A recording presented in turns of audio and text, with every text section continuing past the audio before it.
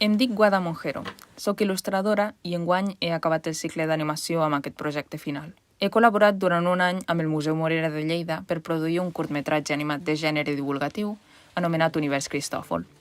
El curt explica en 2 minuts el procés creatiu de l'artista surrealista lleidatà Leandre Cristòfol. Com vaig arribar aquí? Tot va començar durant les meves pràctiques al museu, on la meva tutora, la Txell, em va proposar col·laborar en el seu nou projecte educatiu. Una balissa itinerant plena d'objectes que expliquen els orígens i la imaginació de Leandre Cristòfol.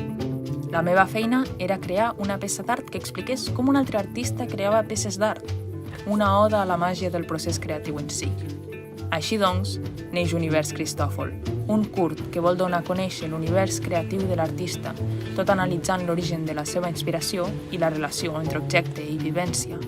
Tanmateix, també vol plantar en l'espectador una llavor de curiositat per l'art. Com un filferro serveix per representar el vol d'un ocell? Per què elements de casa representen els seus pares? Per què guardem un collaret que era de la nostra padrina? Ja que Cristòfol treballava l'escultura, volia mantenir aquesta essència de lo matèric i afegir l'espontaneïtat com a toc meu.